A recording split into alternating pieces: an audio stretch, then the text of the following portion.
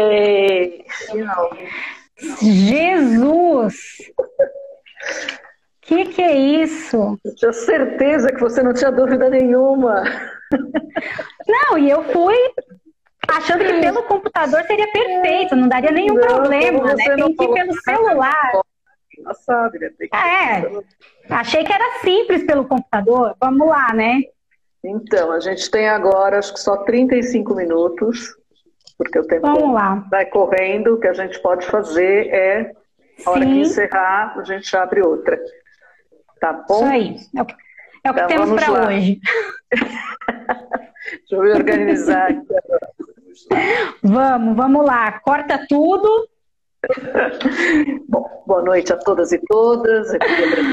Boa noite.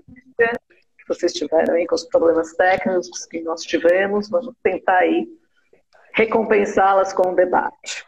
Então vamos lá. Só os parceiros mesmo fica, né? Vamos lá. Do que estamos falando quando falamos de infância? A partir de uma perspectiva histórica, mostra-se que a infância, como concebida hoje, é um advento da modernidade que deu às crianças um lugar particular e viabilizou o surgimento de diversos discursos sobre a criança e a infância.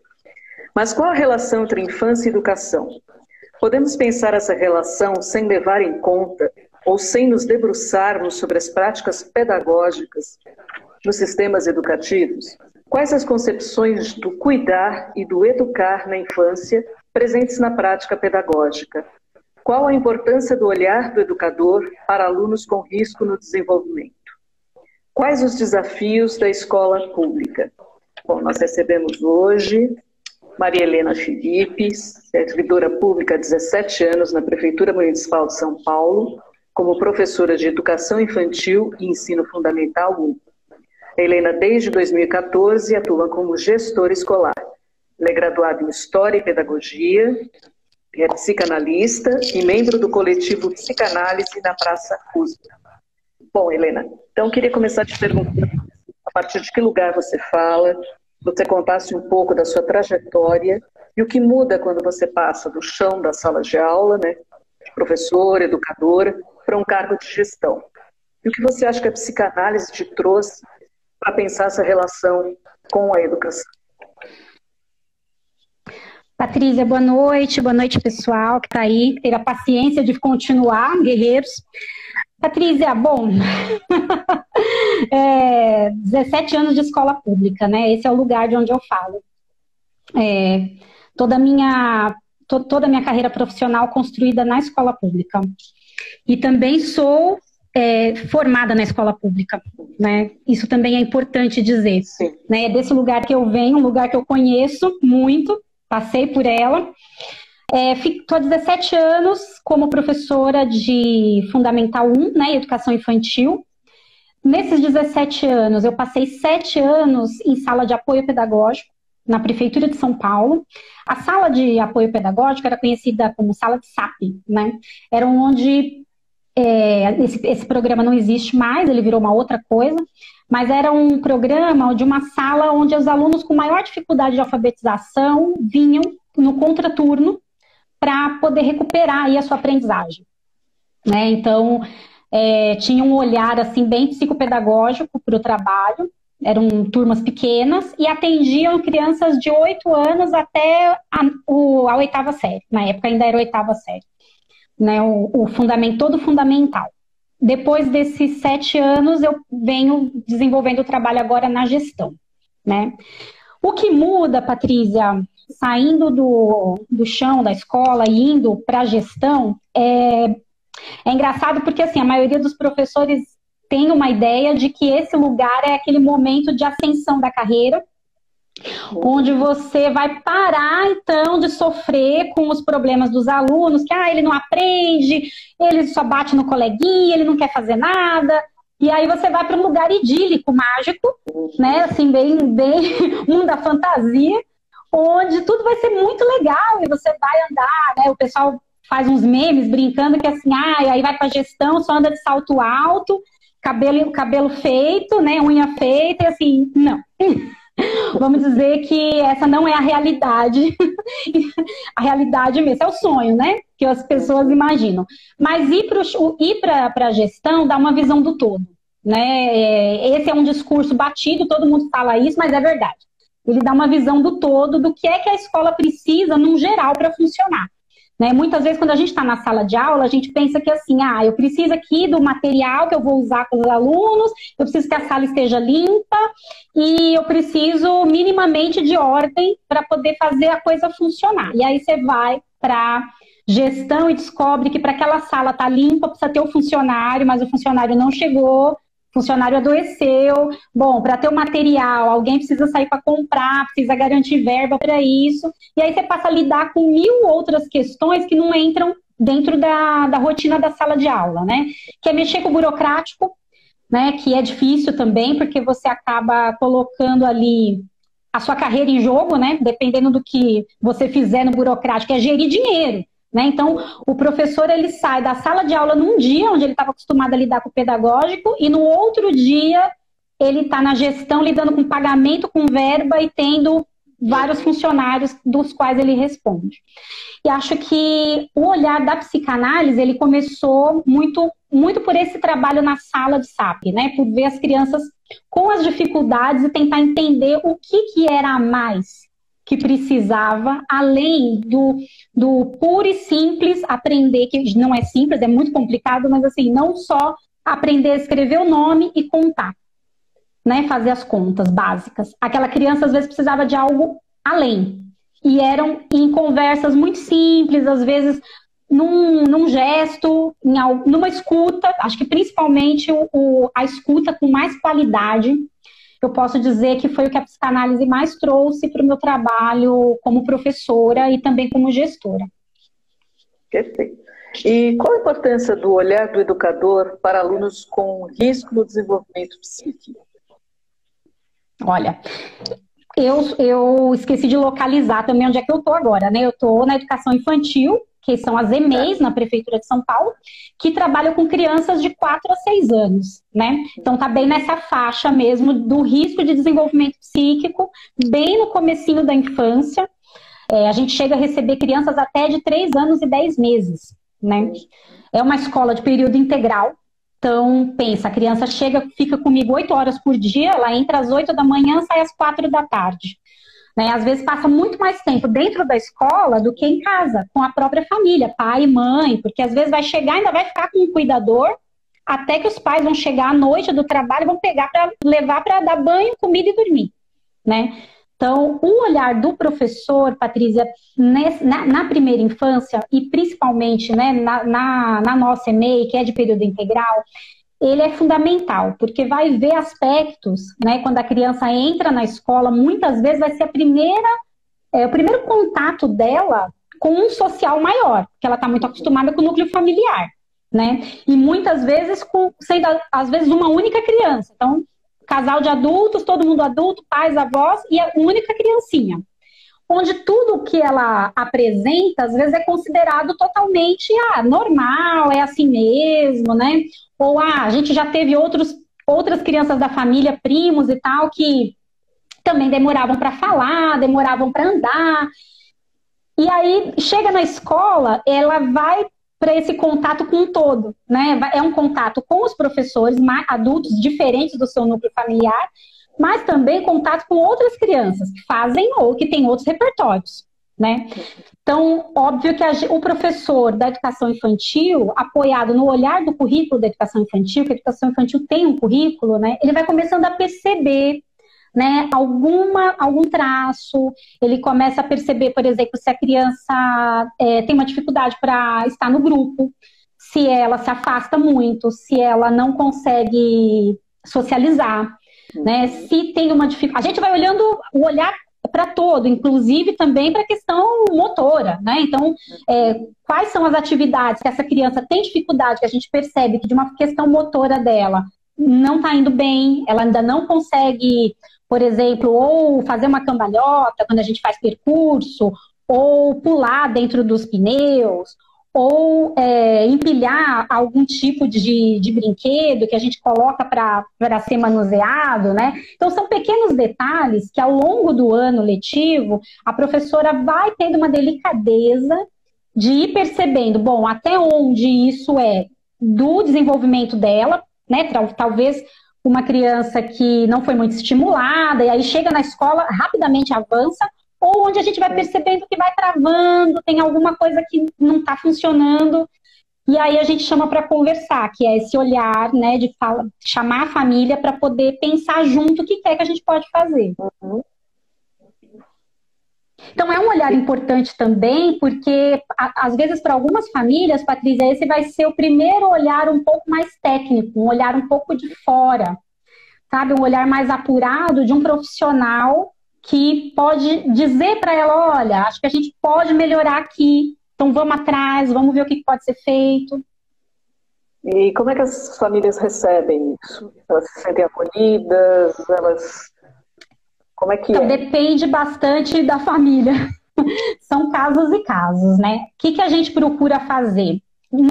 Na educação infantil, essas crianças, né, acabam de chegar para a gente, as mães geralmente estão pouco com uma dificuldade até de pôr na escola, né? Ficou todos aqueles anos, 4 anos para a criança em casa, algumas crianças não passam por creche, muitas porque não tem mesmo, não tem vaga para todos, né? Isso é uma questão na nossa cidade. E outros casos porque a família preferiu, achou que era melhor deixar com um parente, não, eu vou deixar com a avó, ou a mãe mesmo ficou em casa, então acabou cuidando aqueles 4 anos. Então, é sempre assim, com muita delicadeza esse início, né? A criança chega pra gente, então o primeiro momento é fazer a avaliação mesmo, é ir acompanhando os primeiros meses, né?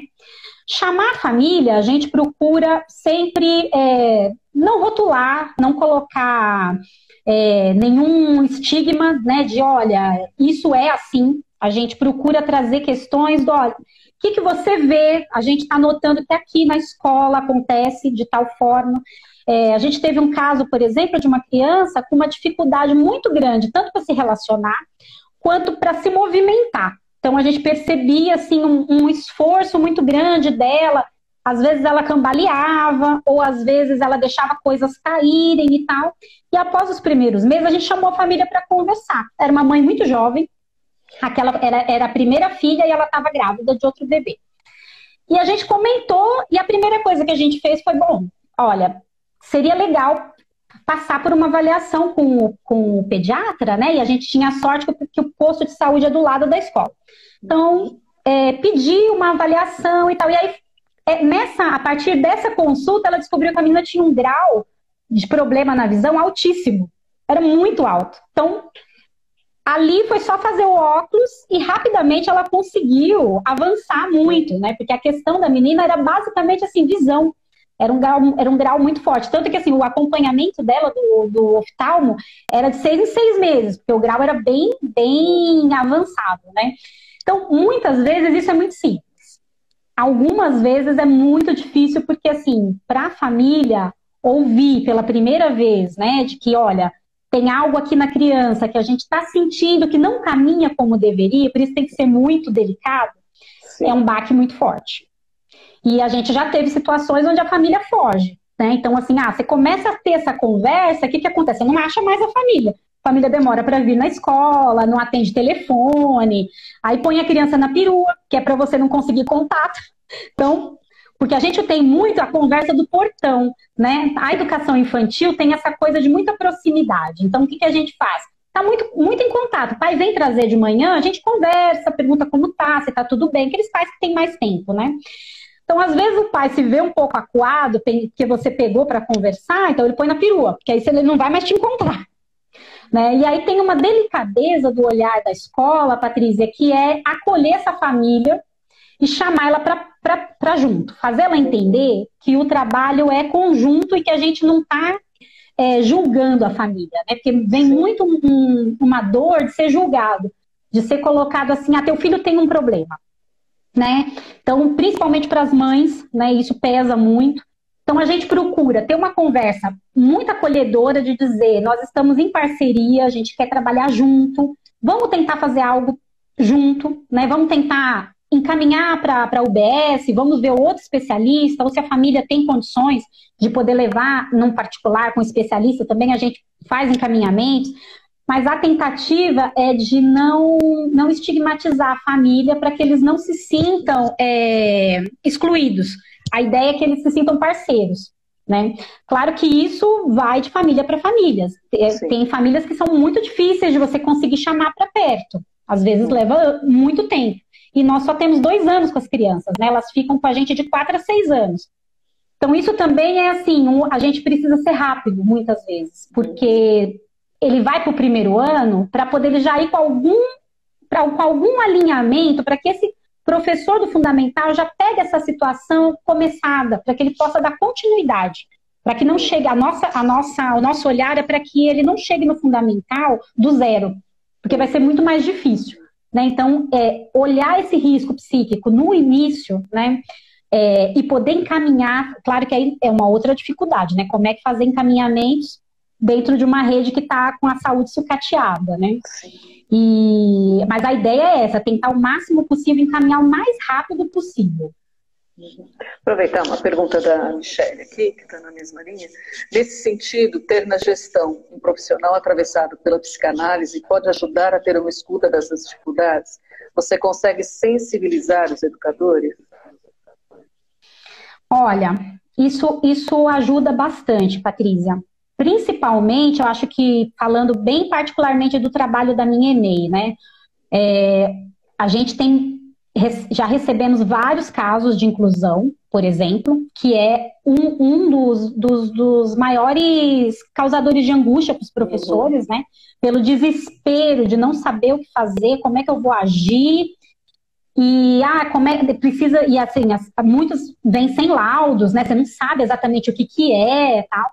E acho que uma das coisas que me ajudou muito na gestão com a psicanálise, de poder conversar com os professores e poder acalmar no sentido de refletir que o saber do professor, ele não vai ser substituído por nenhum outro saber, né? Então, por mais que a gente precise fazer parceria com a saúde, né? A gente precisa muitas vezes fazer parceria com a justiça, né? Com a questão do conselho tutelar e outros órgãos que defendam o direito da criança, não há ninguém que vá substituir o trabalho dentro da sala de aula do professor com aquela criança.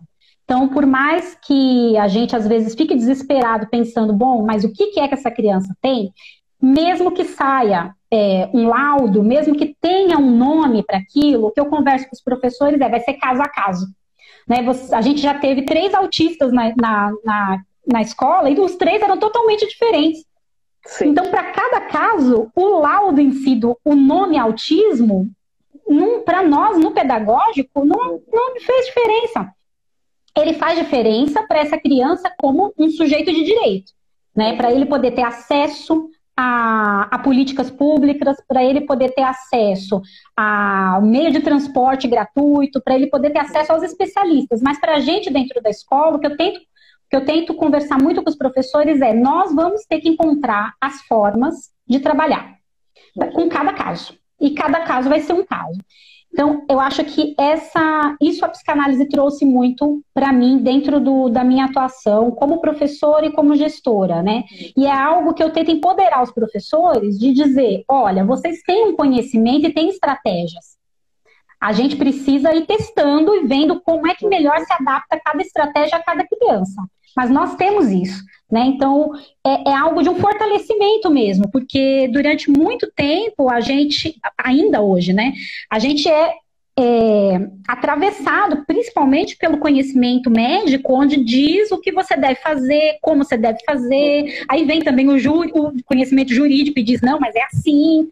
E o professor vai se sentindo acuado na sua área, né? Como se ele não dominasse mais aquilo que é o feijão com arroz dele, que ele sabe como realizar, né? E que muitas vezes só não realiza melhor porque não tem as condições materiais para, né?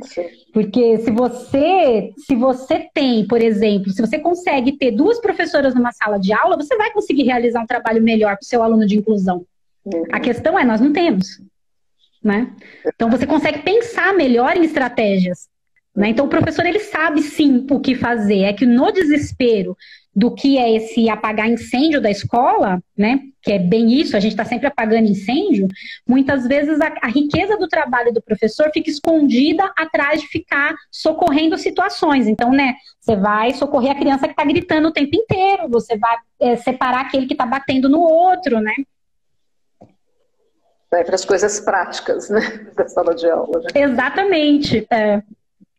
Bom, e quais os impactos da pandemia na educação frente ao despreparo de toda a comunidade escolar para um cenário em que a tecnologia ganha um espaço significativo? E sabemos que a maioria das escolas não conta com o suporte necessário para o oferecimento do ensino remoto ou à distância. Que as crianças e os jovens também não estavam acostumados às rotinas mais pesadas de estudos em casa, sem contar a diversidade de contextos socioeconômicos da população. Olha, Patrícia, para a educação infantil... né? Sim, exatamente. E para a educação infantil, vamos pensar na infância, né? Qual a possibilidade que tem de pôr uma criança de 4 a 6 anos num computador para assistir 4 horas de aula? É absurdo, né? A gente sabe que tem colégios que fazem isso, principalmente os colégios particulares, né? Onde eles precisam dizer para o pai, olha, mas tudo que você está pagando, eu estou revertendo aqui em 4, 5 horas de aula online, né? Então, tem essa cobrança. Nós, na educação infantil, veja bem, todo o trabalho com a criança dessa faixa etária é feito com contato. E ele é todo baseado no coletivo. Então, todas as brincadeiras, o toque, né? A criança chega na escola... Ela abraça os colegas, ela abraça a professora, as brincadeiras onde as crianças aprendem, porque na educação infantil a gente não trabalha com um sentadinho atrás, olhando a nuca do outro, né? A gente trabalha, a mesa é coletiva, as brincadeiras, o parque, né? Os jogos, a sala de brinquedos, por exemplo, onde eles vão fazer brincadeiras, onde eles vão trocar o tempo inteiro. Então imagina o impacto da pandemia na educação infantil é gigantesco. Então nós estamos trabalhando, a escola tem mandado atividades.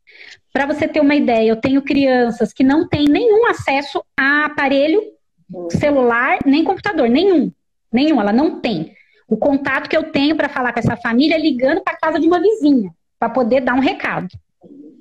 E eu tenho pais que, por exemplo, eles têm 3 filhos. Aí ele fala, bom, eu vou deixar o celular com o mais velho, porque tem as lições mais importantes. O cara, ele tem um filho na 7ª série, tem um na 4ª e tem o pequenininho que está na educação infantil. Óbvio que ele não vai deixar o celular com o menor. Quem vai fazer as atividades durante o dia vai ser o menino que está na 7ª, que está, né, desesperado, também chegando um monte de atividade. E você tem também, Patrícia, aquele pai, aquela mãe que está desesperado porque ele precisa trabalhar. Ele está trabalhando, ele sai, ele deixa a criança com a avó, com o irmão mais velho, com uma tia, e leva o celular, porque ele precisa trabalhar. Aí ele chega, como várias mães já falaram, fala assim, olha, eu chego tarde da noite, a gente está cansado, a gente não tem saco mais para ficar fazendo um monte de atividade. Ou mães que falam para mim, olha, a gente faz tudo, eu só não mando porque não dá tempo, mas a gente faz as atividades no final de semana. Então você tem uma variável, situações, que elas, obviamente, não dão conta, não dá para dizer que assim, nós temos o mesmo ritmo de trabalho de quando a gente estava presencial. É impossível, não tem condições. Não dá para reproduzir a escola de educação infantil dentro da casa da família, até porque na escola a criança tem o conjunto de colegas e a professora para poder desenvolver. Em casa, a criança precisaria do pai e da mãe, dando comando também, porque por mais explicada que seja a atividade, esse pai e essa mãe precisam estar lá mexendo no celular para mostrar como voltando o vídeo para poder explicar novamente. Não dá, não é a realidade da população, da maioria da população, né? E a escola pública atende 70% da população brasileira. Então, a gente tem que entender que 70% da população está nisso, está nessas condições, né? Apesar que eu já vi pais da particular, de escolas particulares, assim, de excelência, onde os pais estão dizendo, bom, eu tive que contratar uma pessoa para ficar em casa com a minha filha, porque eu não dou conta de acompanhar aquele monte de lição. Mas aí é outra posição, né? Mas que também a criança não dá conta. E você vê, mesmo com a internet, com o melhor computador, aquela criança também não dá conta. ela também não consegue sozinha, ela precisa de alguém para ajudar, né? Então, acho que isso fez, acho que fica claro para a gente a importância da escola, né? A importância desse coletivo, do que é esse coletivo na vida da criança. Tem rodado aí na internet os vídeos de surto, das crianças surtando por não conseguir fazer a atividade, né? E aí os pais, caramba, mas como que na escola ele faz e aqui ele não consegue? Porque é outro local, é outro ambiente, é outra abordagem, né? E acho que fica claro para a gente agora a importância da escola, né? O quanto é importante estar no coletivo, aprendendo no coletivo.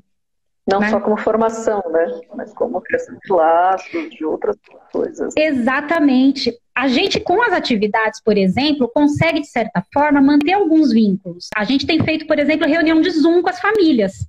Mas são poucas famílias que têm tempo de entrar. A gente tenta fazer mais tarde, a gente faz à noite para dar tempo dos pais chegarem do trabalho e tal, mas são poucas as famílias que entram. Mas mesmo essas que entram, tem criança, por exemplo, que fica com vergonha, ela não quer falar no vídeo. Para ela não rola. Ao mesmo tempo, você tem outras crianças que, nossa, mandam super bem, e mandam beijo, e falam da saudade que estão da escola e tal. A gente tenta manter um vínculo, né? Mas dizer que o conteúdo, que as atividades envolvidas podem ser reproduzidas em casa por essas aulas online, na educação infantil eu não acredito. A gente precisa de contato humano. Você acha possível reinventar a educação infantil nesses tempos? Porque não faz sentido a gente manter a grade curricular nessa situação, né? Não. A gente tem tentado se reinventar e isso, assim, é um mérito gigantesco dos professores, que foi isso que você disse no início, assim, do nada, né, tiveram que partir para esses meios, né? Os professores viraram youtuber, né? Começaram a fazer videoaulas, começaram a tentar ver o que dava para transpor, né, da realidade da sala de aula, onde você tem um currículo, onde você trabalha, né, o educar e o cuidar, para dentro da telinha e mandar para essa família, onde muitas vezes a própria família talvez não entenda direito qual era o propósito, né? Então, você também tem que pensar em como esclarecer para essa família. Mas eu creio que, assim, a gente tem feito um esforço, assim, gigantesco, né? De, por exemplo, atividades do dia a dia. Né? As professoras criaram atividades pensando na casa. O que você pode fazer, você pensando, criança de 4 anos, o que você pode fazer dentro de casa no seu dia a dia? Que são coisas que a gente trabalha com elas dentro do cuidar na educação infantil na escola. Então, por exemplo, cuidar da sua roupa, você colocar ela na mochila quando você tira a sua blusa de frio, guardar a sua escova de dente, guardar a sua caneca, né? Que são coisas tão práticas, mas que a gente já trabalha na educação infantil dentro da sala, no coletivo, que trabalham a autonomia da criança. Né? Crianças que muitas vezes nunca se vestiram sozinhas e que passam a começar a se movimentar nesse sentido dentro da sala de aula. As professoras têm tentado transpor isso, por exemplo, para atividades em casa. Você arruma seus brinquedos, então hoje é o dia de arrumar os brinquedos, ensinar como arrumar o brinquedo, a caixa do brinquedo. Se tem um cantinho onde você pode pôr o brinquedo, porque tudo vai variar de casa para casa. Né? Exatamente. Então, por exemplo, na escola a gente trabalha receitas de alimentos. Teve professor que fez receitas para fazer em casa. Então aí tá. O que dá para fazer em casa, pensando a realidade dessa criança, um suco? Então, os professores foram tentando achar alternativas de dentro do que era possível fazer, pensando numa variedade muito grande de famílias. Né? Porque a gente tem na escola pública todos os níveis socioeconômicos. Então, você vai ter desde famílias que têm as condições, por exemplo, de ter lá o baú de brinquedos, a famílias que vai colocar num cantinho na caixa. Né, uma caixa simples. Então, famílias que vão ter acesso a materiais para poder construir um brinquedo de sucata. Então, a gente teve que pensar em tudo isso, que parece que às vezes é muito simples. Porque na escola a gente tem o material, né? A escola fornece material para que todos tenham acesso à educação sem discriminação, para que todos possam aprender no mesmo nível. Mas quando você pensa nas famílias, você tem que pensar nessas questões. Como é que eu vou propor determinada atividade, pensando quem é que vai acompanhar? Também não pode ser nada muito complicado, porque às vezes é a avó que vai acompanhar, às vezes é um irmão que é um pouquinho só mais velho que vai ajudar a fazer a atividade. Então, às vezes é um irmão de 10 anos que está ajudando de 4. Né? Então, tudo isso teve que entrar no planejamento dos professores. Né? Então, eu creio que assim, os professores... Muitas variáveis. Os professores têm se reinventado, né? Mas principalmente para a educação infantil é muito difícil sem o contato deles no grupo, né? Tem muita atividade que a gente fazia na escola que ela era de coletivo, para trabalhar a coletividade, para trabalhar as questões de como ele se relaciona com o outro e de como ele se vê dentro desse grupo. E agora eles estão totalmente, muitas crianças isoladas em casa, né? Às vezes com o irmão só, ou com algum parente que cuida, né? Então, é mais difícil. Você acha que essa faixa etária talvez tenha sido a mais penalizada? O que você pensa sobre isso? Olha, Patrícia, eu acho que a nossa... É generalizado, assim, a situação, né? Você vê casos de adolescentes que estão entrando em depressão, tendo crises de ansiedade. As mães da nossa escola têm relatado também muitos casos assim de crianças em sofrimento. Então, crianças que choram muito, crianças que já estão com medo de sair, né? Porque a família fez uma quarentena muito rigorosa, muito bem feita, e agora, por exemplo, precisou ir em algum lugar que ela teve que levar a criança ficou com medo, né? Num geral, o interessante é que é uma faixa etária muito plástica, né? Então, a gente sabe que também a recuperação disso, dentro a gente não sabe exatamente como vai ser a nossa volta, né? Ela é muito mais reversível, né? Todos esses efeitos. Mas eu acho que é generalizado, assim. A gente tem... por exemplo, eu tenho crianças onde a mãe trabalhava em UTI e teve que mandar a criança, desde março, morar com parentes. Então, a criança está muito arrasada, porque faz muito tempo que não vê a mãe, né? E quando vê, não pode abraçar, não pode matar a saudade do jeito que gostaria, né?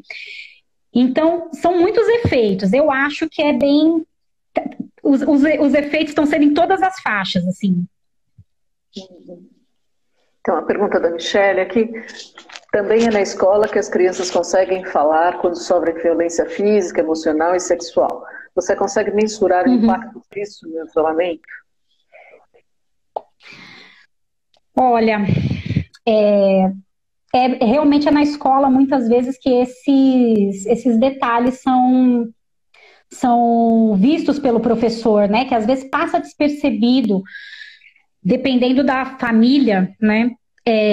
Eu acho que nesse momento, principalmente, a gente deve ser um índice muito grande, né? Eu estava vendo hoje na televisão, não sei se você viu, saiu o índice de violência sexual de 2019, altíssimo, né? Gigantesco, passou na Globo News hoje, um índice gigantesco, e assim, eu não tenho dados concretos, né? A gente não tem mensurado na nossa escola exatamente esses dados, mas eu acredito que sim, que o número é grande, porque a escola é o lugar onde tudo aparece, né? Para bem ou para mal. Então, onde a gente acaba, às vezes, visualizando questões assim que estavam totalmente encobertas pela família, por outros olhares, né? Nesse momento de pandemia, onde as famílias estão presas, né, dentro de casa, muitas vezes com seus agressores, e muitas vezes sem condições de poder recorrer, né, ou de ter um apoio, porque também tem isso, Patrícia, a família muitas vezes recorre à escola, né, a gente já teve casos, por exemplo, de mãe que recorreu à escola nesse momento onde sofria violência doméstica, né, e os filhos também.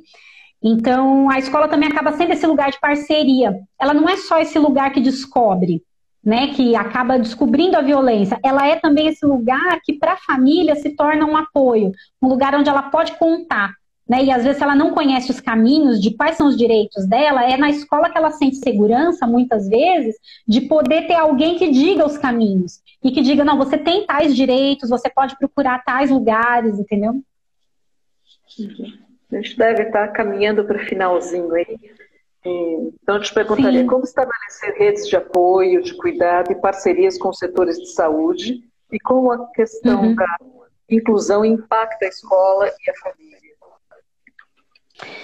Olha, Patrícia, na rede pública, principalmente na educação infantil, como eu te falei, a questão da inclusão é o nosso calcanhar de Aquiles, né? Porque é o que causa mais angústia no professor e é onde ele se sente mais desamparado, né? Agora você viu que saiu essa nova portaria aí do decreto do presidente, né, dando essa possibilidade, por exemplo, para ter escolas especiais, onde se o pai quiser, ele pode matricular a criança, e é um retrocesso muito grande para a gente nesse sentido, né, porque assim, por um lado, enquanto muitas vezes o profissional e a família pode pensar, mas na escola regular, o meu filho não vai ter uma pessoa especializada, não vai ter aquele olhar específico para o problema dele, né?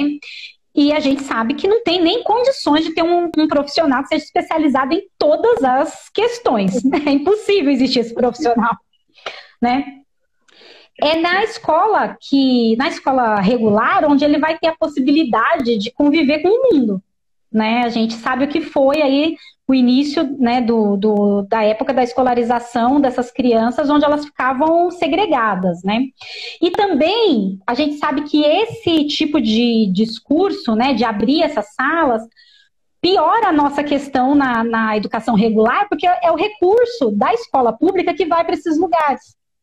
Né? Então a gente vai ter, se a gente já não tem, né, a gente já não tem muitos recursos e muitos profissionais atuando, a gente não consegue ter, por exemplo, os 2 professores em sala de aula, no mínimo que fosse na sala onde tem inclusão, né? Poderia pelo menos essas salas, a gente não tem, né? E o discurso é sempre a falta de grana, né? Esse é o discurso que o governo usa com a gente, falta dinheiro, falta verba, então a gente não consegue colocar, bom, agora vai faltar mais ainda, né? Então, na verdade, dar um passo atrás, para poder dizer que vai arrumar aí alguma coisa, vai dar uma possibilidade de melhores condições, mas na verdade a gente sabe como isso funciona, né? A gente vê que isso na verdade se torna um lugar onde você leva o dinheiro para outras instituições e não fortalece a escola pública, que deve ser por excelência o lugar dessas crianças, né?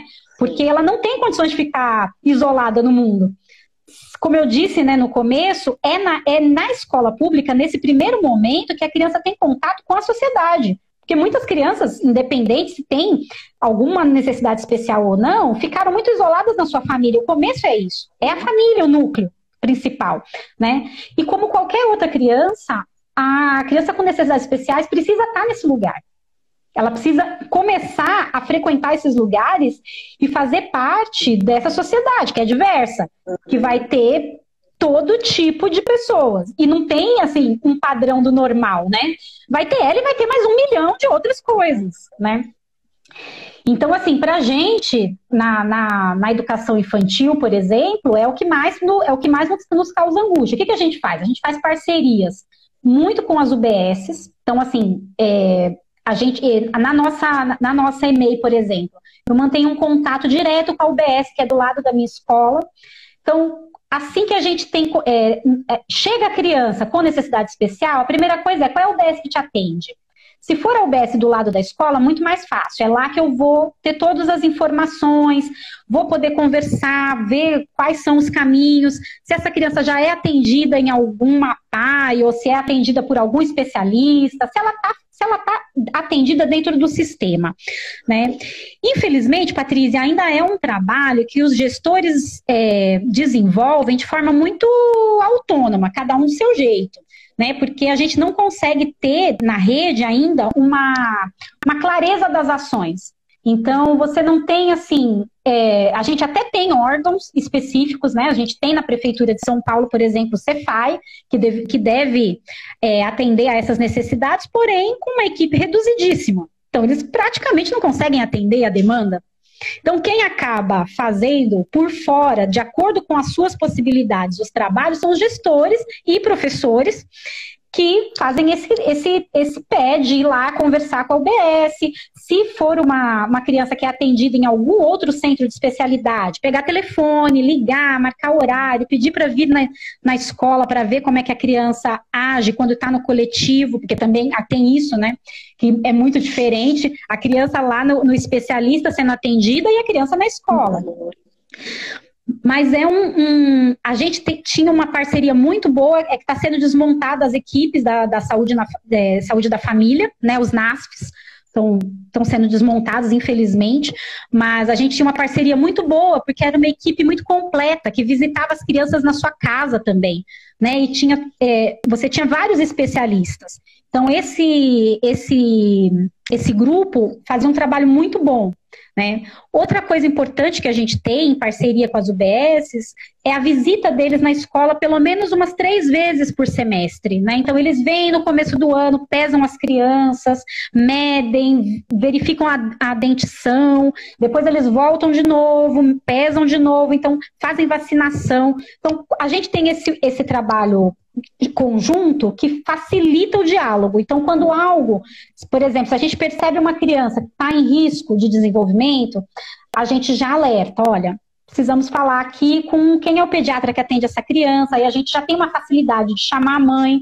Fica mais fácil também para a família se sentir acolhida, porque ela sabe que você tem contato com a UBS, você conhece o médico, conhece a enfermeira, né? Então ela percebe que ela tem um apoio.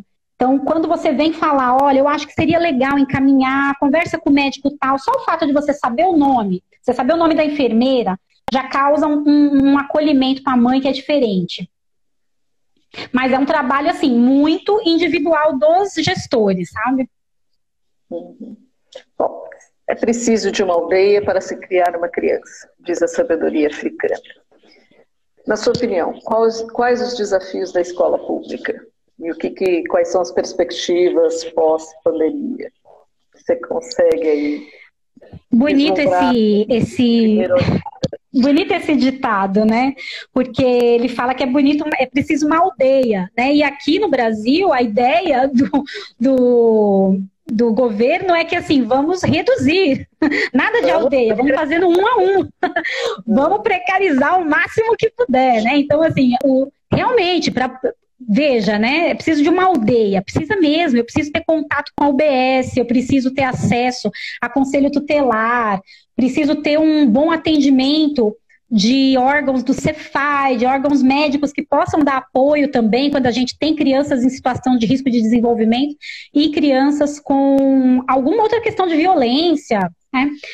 Mas acho que o nosso maior desafio, Patrícia, tem sido exatamente ter mão de obra e material humano para poder trabalhar, né? Hoje, na Prefeitura de São Paulo, por exemplo, a gente até recebe uma verba, né, para poder comprar material, para manter minimamente a escola com uma estrutura que possa receber as crianças, né? Muito ao contrário das escolas do Estado, né? Que estão praticamente desabando. Mas na Prefeitura de São Paulo, claro que a Prefeitura de São Paulo é gigantesca, né? Então, assim, eu falo de uma posição muito privilegiada, de uma escola integral que tem 150 crianças. A 2 quilômetros da minha escola, nós temos uma EMEI que tem 10 salas de manhã, 10 salas à tarde, com 850 crianças. Com os mesmos recursos que eu. Então, pensa, também há uma desigualdade gigantesca, né? Porque a gente fala assim, bom, o que chega para mim, que dá para eu fazer numa escola como a minha, para aquela escola lá não rende, não dá. Nem que fizer milagre, né? Então, eu acho que assim, a gente tem uma questão de recurso humano que é fundamental. Hoje, a ideia do governo é sempre estar fazendo, né, e principalmente deste governo atual, quer fazer milagre com pouco, né? Então, assim, é o mínimo de professor ganhando o mínimo possível numa escola que gaste o mínimo possível. A gente não vai ter uma educação de excelência e não vai conseguir enfrentar os desafios se a gente não tiver verba, se não tiver professor dentro da escola, né? Aí a gente pode, o nosso prefeito gosta de dizer, não, mas nós contratamos, nós chamamos não sei quantos professores de concurso. Ótimo, tem que chamar mesmo. Mas salas de educação infantil, com crianças de 4 anos, com 38 crianças, com inclusão para uma professora. Para uma professora. Então, assim, pensa, né, o desespero de uma professora, imagina que ela tem um cadeirante e mais 37 crianças lá, todas, né, naquela loucura. Então, eu acho que hoje o que falta muito para a educação infantil na Prefeitura de São Paulo, Patrícia, é um investimento no material humano. Né? Nós temos excelentes professores, mas que estão sobrecarregados. Né? Você tem uma escola pública e é importante dizer isso, a escola pública, sim, de qualidade. Nós temos uma escola pública que se esforça ao máximo para conseguir atender esses alunos. Então, eu tenho, por exemplo, escolas que fizeram arrecadação de cesta básica para ajudar as famílias dos alunos. A gente tem escola que ajudou famílias em dinheiro, porque tinha pai e mãe que perderam o emprego, né? Então, assim, esse tipo de trabalho e de solidariedade é da escola pública, precisa ser dito isso, né? E muitas vezes, assim, professores que têm uma formação incrível, que sabem, dominam aquilo que estão lá para fazer, mas que se veem sobrecarregados de tal forma que é impossível realizar o trabalho, né? Então, eu acho que o maior desafio para a gente é ter um governo que consiga olhar para a educação e ver que a gente precisa valorizar o material humano, né? Outra parte importante é a parceria com a escola, mas isso é nosso trabalho, e isso a gente faz, né? E muito bem, que é tentar acolher essas famílias ao máximo e trazê-las para dentro da escola, mostrando que elas e as crianças são sujeitos de direito, né? Que eles não estão lá, a gente não está prestando nenhum favor, nós não estamos fazendo favor para a comunidade, isso é trabalho árduo do qual eles têm direito. Então, isso também é algo que a gente deixa claro sempre na nossa escola, de que assim, aqui a gente não está fazendo favor para a comunidade. Essa comunidade tem direito ao melhor atendimento possível. Né? E por isso a gente tem uma escola tão parceira, né? Que é uma família que vem para dentro da escola para ajudar.